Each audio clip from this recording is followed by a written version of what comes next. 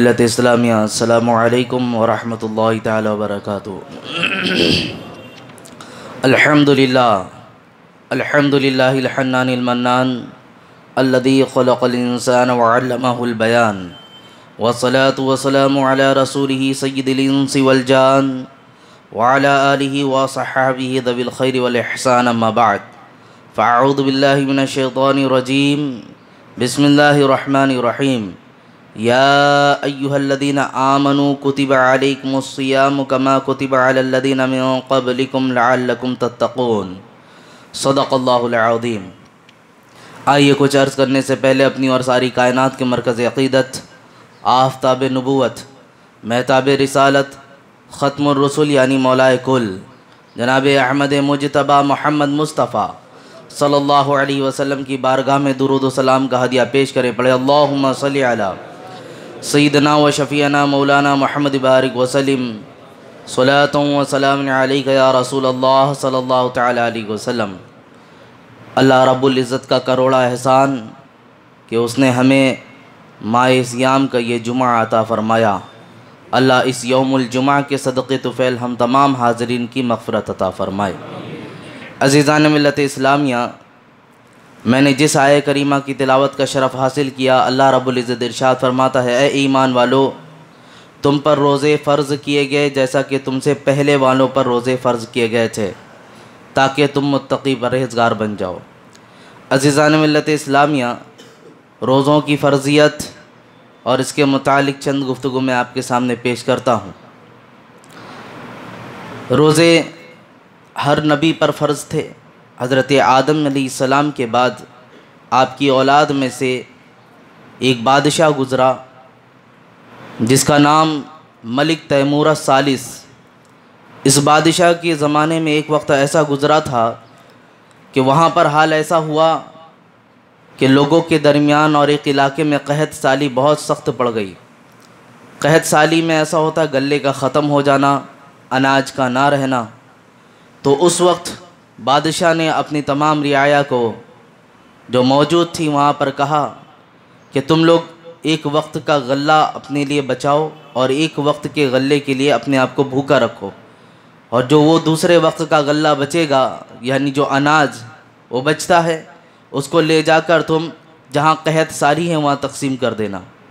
یہ معاملہ کیا گیا۔ اللہ رب العزت کو یہ چیز اتنی پسند آئی کہ اس کو ایک شکل روزے کی عطا فرما دی۔ تو یہ اس زمانے کے بعد ہر نبی کے درمیان پھر روزے فرض ہوتے رہے۔ اب اس کی شکلیں الگ الگ ہیں، وقت الگ ہے، افطار کا وقت، سحری کا وقت یا دن کا انتخاب ہونا ایک الگ چیز ہے، لیکن یہ ثابت ہے کہ انبیاء علیہ السلام کی زندگی میں روزے فرض تھے، اپنے اپنے اعتبار سے وہ روزے رکھتے رہے۔ ساتھ ہی ساتھ نبی پاک صلی اللہ علیہ وسلم نے بھی روزوں کا بڑا اہتمام فرمایا ہے۔ ایام 20 کے روزے یعنی 13، 14، 15 ہر مہینے کی جو درمیانی تاریخ ہوتی ہے اس کے روزے رسول پاک صلی اللہ علیہ وسلم بڑی پابندی سے رکھا کرتے تھے۔ اس کے بعد عاشورہ کا روزہ آیا، نبی پاک صلی اللہ علیہ وسلم نے عاشورے کے روزے رکھے بھی اور صحابہ کرام کو تلقین بھی فرمائی کہ اس روزے کو تم بھی رکھو۔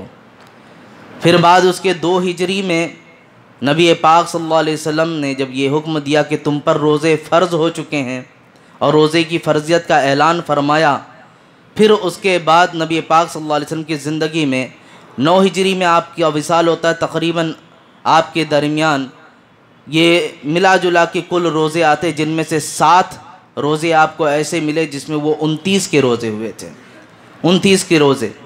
لیکن یہاں پر میں آپ کے سامنے ایک بات عرض کر دوں کہ نبی پاک صلی اللہ علیہ وسلم کی زندگی میں جو 7 روزے 29 کے مہینے کے ہوئے، اگرچہ روزے 29 کے ہوں، اللہ رب العزت اپنے بندوں کو 30 روزے کا ہی ثواب عطا فرماتا ہے۔ جس طرح نماز ہم پر 50 فرض ہوئی تھی، کم کراتے کراتے 5 وقت کی ہوئی، اور حکم یہ ہوا اگرچہ یہ 5 وقت کی نماز ہے، بندے 5 وقت کی نماز پڑھیں گے مولا انہیں 50 وقت کا ثواب دے گا۔ تو اسی طرح روزے اگرچہ ہم 29 رکھتے ہیں، اللہ رب العزت ہمیں 30 روزوں کی ثواب ہمارے نام عمل میں درج فرمائے گا۔ عزیزان ملت اسلامیہ، روزوں کا رکھنا یہ ماہ صیام میں آپ دیکھیں رزق کی فراوانی ہر کسی بندے کے میں کوئی بھی ایسا کام کرنے والا انسان ہو جو یہ اس بات کا دعویٰ نہیں کر سکتا کہ ماہ صیام میں ہمیں رزق کی کوئی کمی ہوئی۔ ہر کسی کو رزق کی فراوانی ملتی ہے، کوئی کما بھی نہیں سکتا تو غیب سے مولا اس کے لیے اسباب پیدا فرماتا ہے، کسی نہ کسی جگہ سے انتظام ہوتا ہے، اور عام دنوں کی بنسبت ہمارے اخراجات اس میں بڑھ بھی جاتے ہیں ساری چیزیں۔ تو ایسا تو ہے نہیں کہ اس زمانے میں جیسے غلے کی کمی تھی تو انہوں نے ایک ٹائم کا فاقہ کیا اور ایک ٹائم کھاتے رہے، صدقہ کرتے رہے، اس طرح ہمارے لیے تو یہ چیز نہیں ہے۔ تو ہمارے لیے کیوں کہا گیا کہ روزے کو رکھا جائے؟ قرآن مقدس نے اس کا جو معاملہ ہے وہ پہلے ہی سامنے پیش فرما دیا، لعلکم تتقون، تاکہ تم تقوی پرہیزگاری اختیار کر لو۔ اب پھر یہاں پر سوال یہ اٹھتا ہے، کیا بھوکا رہنا تقوی کی طرف گامزن کرتا ہے؟ کیا بھوکا رہنا ہمیں عبادتوں کا شوق دلاتا ہے؟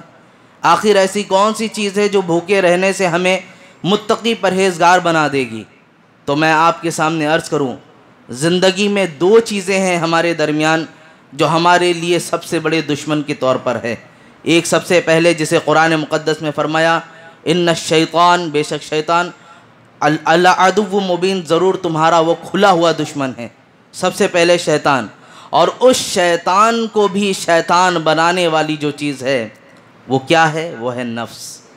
اس شیطان کو بھی شیطان بنانے والی، جب اللہ رب العزت کی بارگاہ سے یہ حکم ہوا تھا کہ تم فرشتوں کے ساتھ حضرت آدم کو سجدہ کرو، سب چیزیں تو تھیں، سب نے سجدہ کر لیا تھا، شیطان میں ایک ہی چیز ہوتی، اس کا نفس، اس کا بڑا پن، یہ جو انانیت ہوتی ہے انسان کے اندر، یہ نفس اس کے اندر تھا۔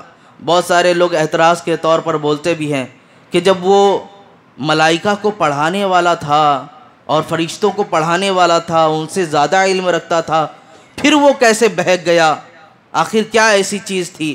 تو میں آپ کو بتا دوں کہ شیطان جو وہ فرشتہ نہیں تھا، کیونکہ فرشتہ ہوتا تو فرشتے کے لیے گناہ کا احتمال رکھنا بھی حرام ہے، وہ معصوم عن الخطا ہوتے ہیں، ان سے گناہ سرزد ہو ہی نہیں سکتا۔ قرآن خود اس کا جواب دیتا ہے، وَكَانَ مِنَ الْجِنِّ، وہ جن میں سے تھا، شیطان وہ جن میں سے تھا۔ اور جن کے اندر اور انسان کے اندر، جنات اور انسان میں اللہ نے ایک چیز رکھی ہے، وہ ہے نفس، جس کی بنا پر وہ اپنی تکمیل نفس کے لیے فساد برپا کرتے ہیں، برائیوں میں مبتلا ہو جاتے ہیں۔ تو یہاں پر معاملہ وہی آیا تھا جس چیز نے شیطان کو شیطان بنا دیا، رجیم کر دیا، اللہ رب العزت کی بارگاہ سے اسے مردود قرار دے دیا گیا، وہ تھی اس کے نفس۔ جب بات ہوئی حضرت آدم کو سجدے کی تو اس نے کہا یہ مٹی سے پیدا کیے ہوئے ہیں اور میں آگ سے بنایا ہوا ہوں، آگ کی فطرت ہے اوپر اٹھنا، مٹی کی فطرت ہے نیچے رہنا، اور جو چیز بلند ہو وہ پست کو چاہے سجدہ کرے، یہ اس کے نفس نے ساری چیز لائی۔ تو عزیزان ملت اسلامیہ، تو نفس سب سے بڑا دشمن ہے۔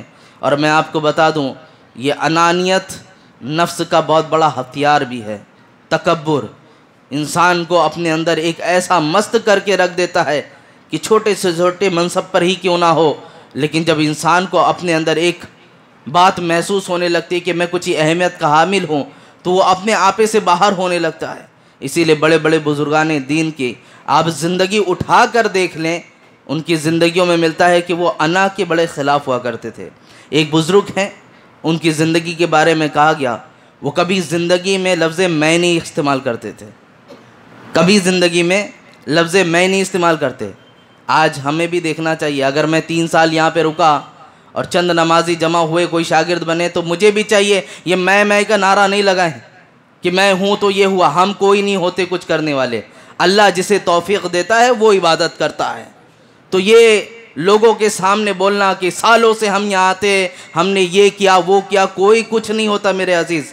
ہر علم کے اوپر، ہر عالم کے اوپر ایک عالم والا ہوتا ہے، علم والا ہوتا ہے، وہ جہاں جائے گا علم کے معاملات کرے گا۔ تو یہ میں کی صدا تو چھوڑ ہی دینا چاہیے کہ میں نے یہ کیا، میں نے وہ کیا، یہ چیز ختم ہے میرے عزیزوں، میں کو ختم کر دیں۔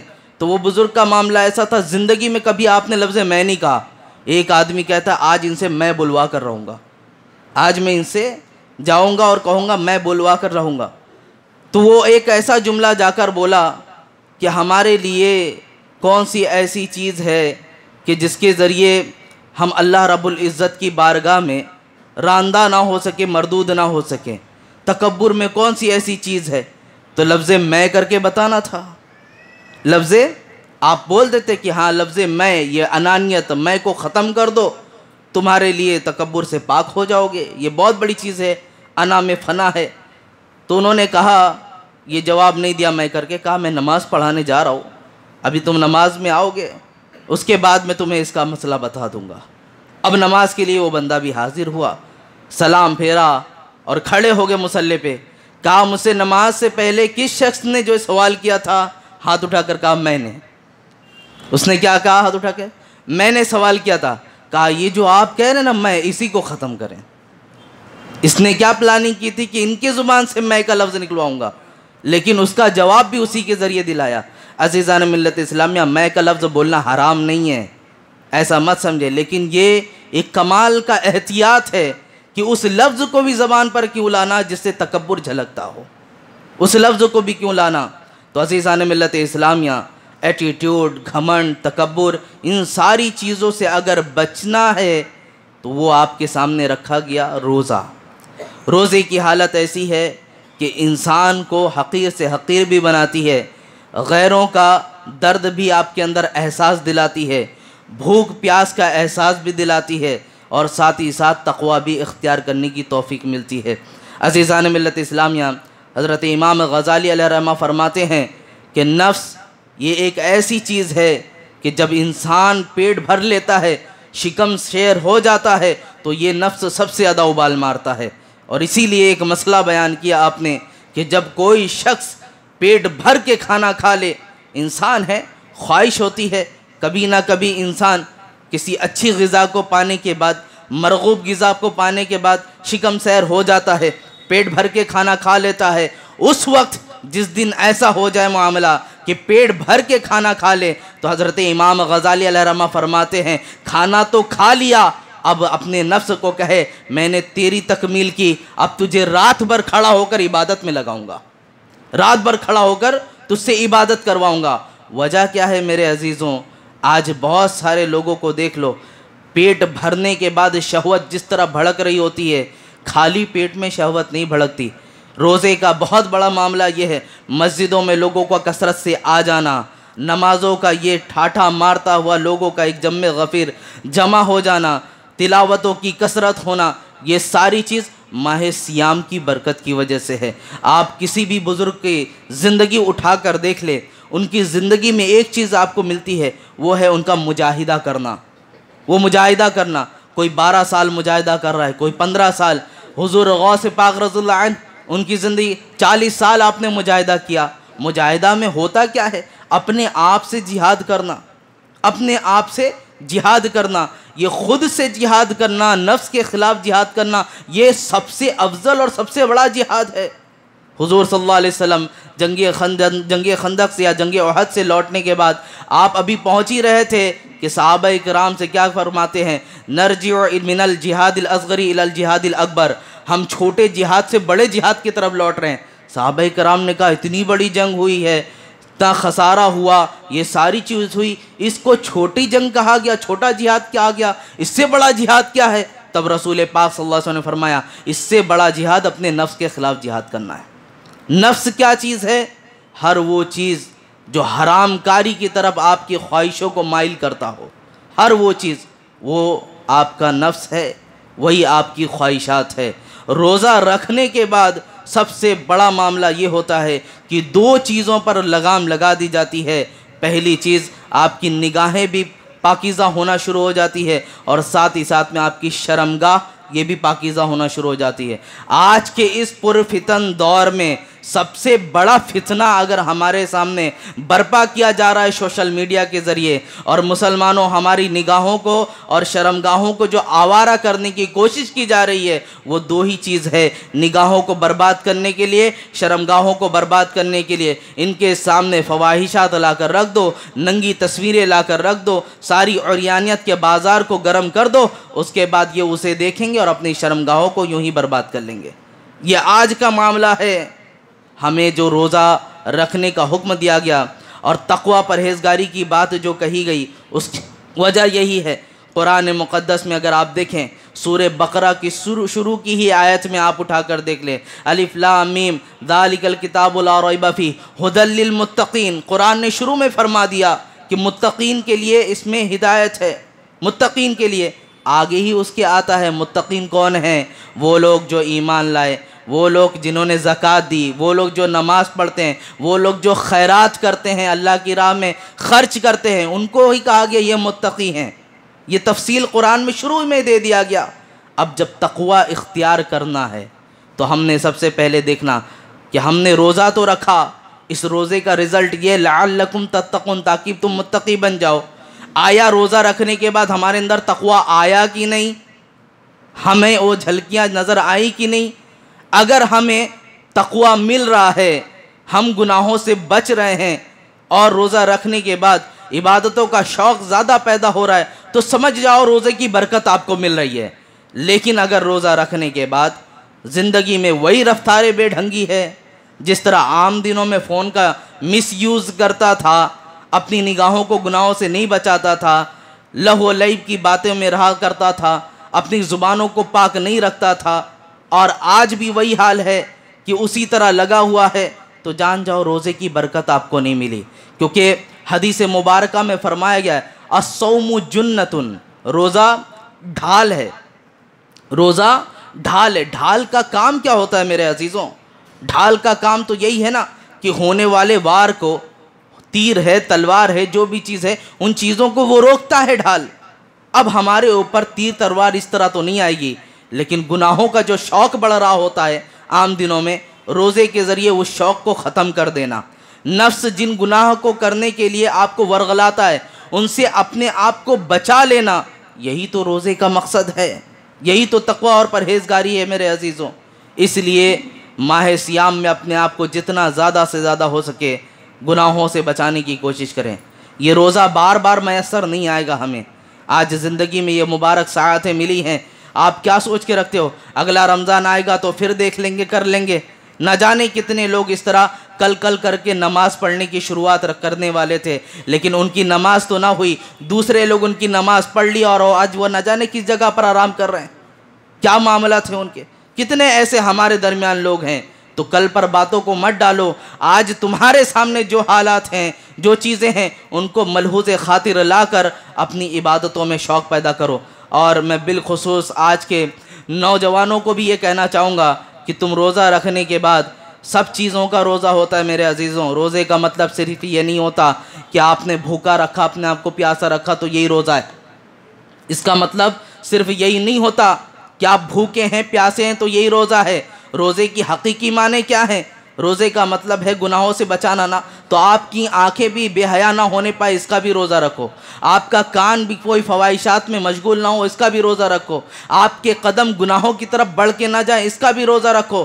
ان سب چیزوں کا روزہ ہونا چاہیے، صرف بھوکے رہنا، پیاسے رہنا یہ روزہ نہیں۔ ہمارا نوجوان فجر کی نماز پڑھنے کے بعد ہم دیکھتے ہیں یہاں سے گزرنے کے بعد کبھی آٹو میں جا کر بیٹھا ہے، کبھی گارڈنوں میں جا کر بیٹھا ہے۔ کام کیا ہے؟ کچھ بھی کام نہیں، ہنسی مذاق چل رہے ہیں، ساری چیز آپ بیٹھے ہیں، سیر و تفریح کی بات کرتے ہیں، یہ بھی کوئی بری بات نہیں، لیکن میں نے دیکھا باضابطہ روزے کی حالت میں آنے کے بعد گیم میں ایسے مشغول ہوتے ہیں کہ بس روزے کی حالت میں اگر موویز نہیں دیکھ سکتے، گانا نہیں سن سکتے، کوئی ریلز نہیں دیکھ سکتے، تو ایک کام ان کے لیے بہت تیزی کے ساتھ جائز ہو جاتا ہے۔ وہ کام کیا ہے؟ گیم کھیلنا۔ یہ کثرت سے گیم کھیل رہے ہوتے ہیں، سب کے اندر یہ چیزیں ہیں۔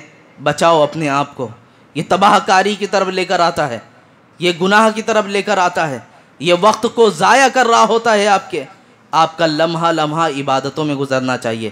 میں کہتا ہوں وہ شخص جو روزہ رکھ کر سو جایا کرتا ہے، اس شخص سے بہتر ہے جو جاگ کر گناہ کر رہا ہوتا ہے۔ اس شخص سے بہتر ہے وہ جو جاگتا ہے اور اپنی روزے کا خیال نہیں رکھتا، بہتر ہے اس سے۔ اگر عبادت نہیں کر سکتے تو جاؤ، سو جاؤ، مت جاگو، تمہارا سونا بھی عبادت میں شامل ہوگا۔ لیکن روزہ رکھ کر جا کر گیم کھیلنا اور اپنے موبائل میں مس یوز الگ الگ چیزیں دیکھنا، یہ فون ایسی چیز ہے نا میرے عزیزوں کہ جب انسان ایک بار ہاتھ میں لیتا ہے تو اس کا بس وہیں پر نہیں ہوتا۔ ایک میسج آیا اس میں گھسا، دوسرے میسج آئے تو دوسرے ویب سائٹ میں چلے گئے، اور کرتے کرتے پھر یہ خیال نہیں ہوتا کہ ہم کیا چلا رہے ہیں، کیا دیکھ رہے ہیں، کس چیز کا استعمال کر رہے ہیں۔ عزیزان ملت اسلامیہ، اس لیے میں کہنا چاہتا ہوں کہ روزہ رکھنے کے لیے جب آپ اپنے منہ کو پیاس اور بھوک سے بچا سکتے ہو تو اپنے آپ کو اس بات کی طرف بھی گامزن کرو، اگر آپ کی ضرورت ایسی نہیں ہے کہ آپ بغیر انٹرنیٹ کے اپنے دن گزار سکتے ہیں تو سب چیز کا جہاں روزہ رکھو، اپنے موبائل کے اندر نیٹ بند کرنے کا بھی روزہ رکھو۔ یہ موبائل کے اندر اگر نیٹ بند کر دیا جائے، میرا کہنا ایسا ہے کتنا بھی مہنگا موبائل ہو آپ کے لیے ڈبے کے جیسا رہتا ہے، کتنا بھی مہنگا موبائل کیوں نہ ہو۔ انسان کا آج ریچارج ختم ہو جاتا ہے، لوگ ایسا دیوانے کی طرح پھر رہے ہوتے ہیں اور 10 لوگوں سے شکایت کر ہوتے ہیں موبائل کا ریچارج ختم ہو گیا، ایسا لگ رہا ہے زندگی ختم ہونے والی ہے۔ موبائل کا ریچارج نہیں ختم ہوا، انسان کی زندگی ختم ہونے والی ہے۔ یہ حالت ہے انسان کی۔ وجہ کیا ہے؟ کیونکہ معلوم ہے اب یہ فون بیکار ہے، ہاتھوں میں لے کر اٹھا کر کرے گا بھی کیا؟ جب تک ریچارج نہیں ہوتا اس کا معاملہ ایسے ہی ہوتا ہے، بیگانوں کی طرف ادھر ادھر گھوم رہا ہوتا ہے۔ تو میرے عزیزوں، عرض اتنا کرنا چاہتا ہوں آپ کے سامنے کہ اپنے درمیان یہ سارے معاملات جو ہیں ان کو ختم کریں اور اپنے نفس کے خلاف کرنا شروع کر دیں۔ آج کا وہ دور نہیں کہ آپ رہبانیت اختیار کریں، اپنے نفس کے ساتھ مجاہدے کریں۔ پہلے کا دور تھا، خانقاہیں بنائی جاتی تھیں، پیرانے عظام وہاں ہوتے تھے، آپ کو مجاہدہ کرواتے تھے، مشاہدہ کرواتے تھے۔ اب کی اللہ ماشاءاللہ جو خانقاہیں ہیں وہ ہیں، ورنہ سب خانقاہیں خامخائیں ہیں۔ یہ بات یاد رکھ لیں۔ میں بالکل برجستہ کہنا چاہتا ہوں، لوگوں نے اپنی خانقاہوں کو چمکا لیا، ساری چیزیں کر لی، لیکن جو بزرگان دین کا طریقہ تھا کہ وہاں آنے کے بعد رب سے قریب کیا جاتا تھا، نفس سے پاک کیا جاتا تھا، آج وہ معاملات نظر نہیں آتے دور دور۔ آج تو بس یہی ہے کہ پیر صاحب کے پاس جانا ہے تو طائف کیا لے کر جانا ہے، پیر صاحب کے پاس جانا ہے تو کیا کیا چیزیں لے کے جانی ہے، یہ سارے خیالات ہوتے ہیں۔ عزیزان ملت اسلامیہ، آپ یقیناً اپنے پیر سے محبت کریں، ساری چیز کریں، لیکن پیر وہ ہوتا ہے جو دنیا کو طلب نہیں کرتا، ترک دنیا کی ترغیب دلاتا ہے۔ پیر جو ہوتا ہے وہ آپ سے دنیا سے محبت کرنا نہیں سکھاتا۔ آج ہمارا حال ایسا ہے، پیر سے ہمارا لگاؤ، ہماری بھی غلطیاں ہیں، ہم بھی کسی بھی عالم دین یا کسی بھی پیران نظام کو اسی لیے پکڑتے ہیں تاکہ بزنس میں کوئی کمی ہو تو ان سے دعا کرانا، کوئی بھی کمی ہوتی ہے، ہمارے گھر کے معاملات بگڑتے ہیں تو ان سے دعا کرانا، ساری صرف مفاد کے لیے۔ کبھی یہ نہیں سوچا کہ یہ اگر اللہ والے ہیں تو ان کے ذریعے آخرت کو بھی تو سنواریں، کبھی وہاں کے لیے تو بات کریں۔ اس جانب کبھی ہماری ترغیب نہیں ہوتی، کبھی ہم رغبت نہیں دکھاتے، صرف اور صرف دنیا کا مفاد رکھنا۔ عزیزان ملت اسلامیہ، قرآن میں جو فرما دیا گیا لعلکم تتقون، تاکہ تم متقی بن جاؤ، تو تقوی اختیار کرنا ہے۔ تو چند چیزیں آج کے دور میں جو سورہ بقرہ میں شروعات میں فرما دیا گیا، ایمان لاؤ، اپنے ایمان کے بچانے کی حفاظت کرو۔ سب سے زیادہ، سب سے پہلی چیز جو بتائی گئی، اپنے ایمان کی حفاظت کرو۔ اس کے بعد نماز قائم کرو، نماز قائم کرنے کے بعد آپ جتنا زیادہ سے زیادہ ہو سکے اللہ کی راہ میں خرچ کرنا شروع کر دو۔ اللہ کی راہ میں خرچ کرنا، اب یہ نہیں کہتا پوری مال و دولت ہے تو خرچ کرو۔ آج زکوٰۃ کی جو حیثیت ہے، جو مالدار ہیں وہ اپنی زکوٰۃ نکالنے کی کوشش کریں۔ ہیلے بہانہ تلاش کرنا، یہ بہت ساری چیزیں ہو جاتی ہیں۔ یہ مال و دولت، یہ ساری چیزیں آپ کے پاس آپ کو کام نہ آئے گی میرے عزیزوں۔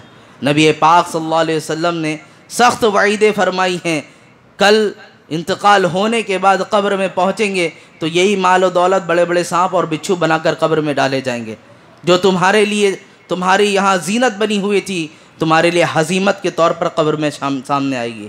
تو میرے عزیزوں، روزے کا مقصد جو قرآن نے بیان فرمایا ہے لعلکم تتقون، اس چیز پر ہم نے نظر رکھنی ہے۔ روزہ ہم رکھ رہے ہیں تو آیا ہمارے اندر تقوی آ رہا ہے کہ نہیں آ رہا ہے، اس چیز کو ہمیں سب سے زیادہ ملحوظ خاطر رکھنا ہے۔ اور اگر تقوی نہیں آتا ہے اور ہمارے روزے رکھنے کے بعد معاملات ویسے ہی گزرتے چلے جا رہے ہیں تو یاد رکھیے کہ روزے کا کوئی فائدہ نہیں ہوا۔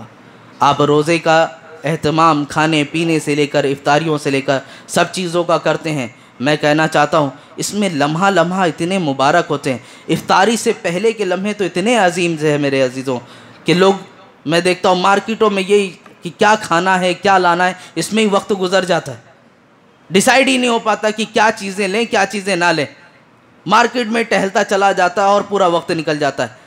اس وقت کے بارے میں فرمایا گیا، حضرت موسیٰ علیہ السلام جب طور پر گئے اور اللہ رب العزت سے ہم کلام ہونے کی کوشش کیا آپ نے اور ہم کلامی فرمائی، تو اس وقت کہا کیا مولا جتنا میں تجھ سے یہاں پر قریب ہوں، کیا کوئی اور بھی تجھ سے اتنا قریب ہوگا؟ کیا کوئی اور بھی تجھ سے اتنا قریب ہوگا؟ اللہ رب العزت کی بارگاہ سے پھر یہ صدا آتی ہے کہ قرب قیامت کے وقت، آخری وقت میں میرے ایک نبی ظاہر ہوگا، اور اس نبی کی امت روزہ رکھے گی، افطار کے وقت میں اس کو اس سے بھی زیادہ قریب ملوں گا، افطار کے وقت میں اس سے بھی زیادہ قریب ہوں گا۔ جو رب افطار کے وقت ہم سے اتنا قریب ہے، ہمارا حال ہے ہم اس وقت اس سے سب سے زیادہ دور ہوتے ہیں۔ اسی لیے کہا کہ اپنے دسترخوانوں پر بیٹھیں، اپنے دسترخوانوں پر دستے دعا اٹھائیں، رو کر گڑ گڑا کر دعا مانگیں، اپنی تمام تر تکالیف کو اللہ کی بارگاہ میں عرض کریں۔ یہ چھوڑے ساری چیزیں، یہ کھانا زندگی بھر تو کھانا ہے، آپ لے کر آ جائے اتنی چیزیں کہ کھانے کے لیے تو میں حقیقی بات کہوں 4 روٹی پورے دن بھر کے لیے کافی ہے، 2 صبح 2 شام۔ باقی یہ جو لوگوں کا کہنا ہوتا ہے کہ کھائیں گے نہیں تو جائیں گے کہاں، یہ آپ کے نفس کی تکمیل ہے میرے عزیزوں، ورنہ 4 روٹی ایسی ہے کہ آپ کی زندگی کو گزارنے کے لیے کافی ہے۔ اسی لیے فارسی میں ایک جملہ بھی کہا گیا کہ خوردن برائے زندگی نہ کہ زندگی برائے خوردن، کہ کھانا زندگی کے لیے ہے نہ کہ زندگی کھانے کے لیے ہے۔ اللہ نے جو پیدا کیا اس کے بعد کھانے کا معاملہ رکھا اس لیے تاکہ آپ کھا کر جی سکیں، نہ کہ جئیں اس لیے کہ کھانا ہی ہے۔ یہ مقصد نہیں رکھنا ہے ہمیں کہ جینا اسی لیے کہ کھاتے رہیں۔ عزیزان ملت اسلامیہ، چند چیزیں آج کے بیان میں نے مختصر وقت میں آپ کے سامنے پیش کی۔ وہ کیا چیزیں ہیں کہ روزہ جیسا پہلے فرض کیا گیا تھا ابھی بھی فرض ہے۔ روزے کی فرضیت کی وجہ کیا ہے؟ قرآن نے خود فرما دی تاکہ ہم متقی بن جائیں۔ متقی بننے کے لیے چند چیزیں ہیں، اپنی نگاہوں کو پاک رکھیں، شرمگاہوں کو پاک رکھیں۔ میرے عزیزو معلوم ایک آخری حدیث مجھے یاد آتی ہے، نبی پاک صلی اللہ علیہ وسلم نے اس کی 2 روایتیں، ایک میں آنکھ ہے ایک میں زبان ہے، لیکن ایک چیز کامن ہے، شرمگاہ۔ نبی پاک صلی اللہ علیہ وسلم نے فرمایا جس نے اپنی آنکھ اور شرمگاہ کی حفاظت کا ذمہ لے لیا تو میں اسے جنت میں لے جانے کا ضامن بنتا ہوں۔ دوسری روایت یہ کہ جس نے اپنی زبان اور اپنی شرمگاہ کی حفاظت کا ذمہ لے لیا میں اسے جنت میں لے آنے کا ضامن بنتا ہوں، اس کی جنت عطا کرنے کا ضامن بنتا ہوں۔ عزیزان ملت اسلامیہ، یہ 2 چیزیں جو میں نے آپ کے سامنے رکھا، اس کی حفاظت سب سے زیادہ روزہ ہی کر سکتا ہے، سب سے زیادہ۔